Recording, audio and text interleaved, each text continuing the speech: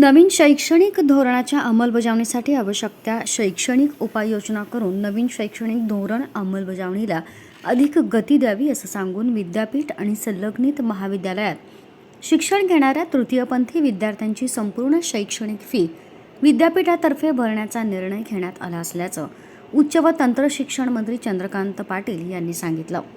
Doctor Homi Bhabha state university Mumbai इथं राष्ट्रीय शैक्षणिक धोरण अंमलबजावणी संदर्भात उच्च व तंत्र शिक्षण मंत्री यांच्या अध्यक्षतेखाली राज्यस्तरीय बैठक झाली.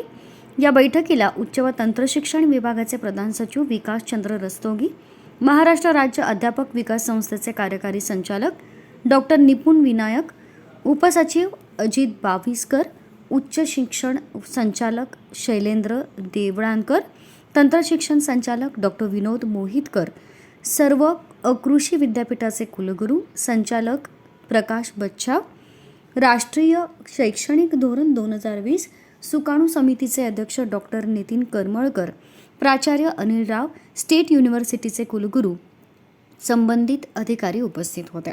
विद्यापीठ आणि संलग्नित महाविद्यालयात शिक्षण घेणाऱ्या तृतीयपंथी विद्यार्थ्यांची संपूर्ण शैक्षणिक फी विद्यापीठानं स्वनिधीतून भरावी आणि या विद्यार्थ्यांना मोफत उच्च शिक्षण उपलब्ध होईल यासाठी विद्यापीठांनी पुढाकार घ्यावा असं आवाहन उच्च शिक्षण मंत्री श्री पाटील यांनी या बैठकीत केलं.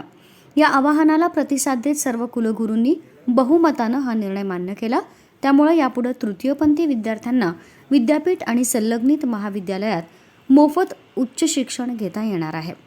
उच्च व तंत्र शिक्षण मंत्री पाटील म्हणाले, 18 वर्ष पूर्ण झालेल्या प्रत्येक नवमतदारांची नोंदणी व्हावी यासाठी निवडणूक विभागाच्या वतीनं नवमतदार नोंदणी मोहीम विद्यापीठ आणि महाविद्यालयात राबवण्यात यावी. या मोहिमेत NSSने पुढाकार घ्यावा. त्यामुळं महाविद्यालयांमध्ये प्रवेश घेतलेल्या विद्यार्थ्यांची मतदार नोंदणी होईल.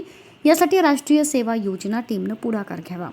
उच्च व तंत्र शिक्षण मंत्री पाटील यांनी नवीन शैक्षणिक धोरणात महत्त्वाच्या विषयांवर लक्ष केंद्रित करून विद्यापीठांवर शैक्षणिक धोरण राबवण्याची मोठी जबाबदारी असल्याचं यावेळी सांगितलं. बैठकीत न्याक मूल्यांकन, आंतरविद्याशाखीय अभ्यासक्रम, कौशल्याभिमुख अभ्यासक्रम, उद्योजकांचा सहभाग, क्लस्टर महाविद्यालय, मातृभाषेतून शिक्षण, CBCS पद्धती, ABC प्राध्यापक भरती, प्रशिक्षण, सायबर गुन्हे, शैक्षणिक वेळापत्रक आणि गुणांकन कार्यपद्धतीचं अचूक नियोजन करावं अशा सूचनाही पाटील यांनी केल्या. विविध स्तरांवर उच्च व तंत्र शिक्षणापासून काही विद्यार्थी दूर राहतात आणि ते विद्यार्थी व्यवसाय नोकरीत असतात. अशा विद्यार्थ्यांच्या मनात परीक्षेची भीती असते.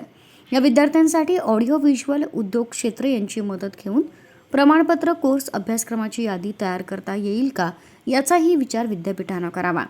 तसंच नवीन शैक्षणिक धोरणाच्या अंमलबजावणीबाबत कालबद्ध पद्धतीनं नियोजन करून अंमलबजावणी करावी. विद्यार्थ्यांच्या हिताची विद्यापीठांनी खबरदारी घ्यावी असंही मंत्री पाटील यांनी यावेळी सांगितलं.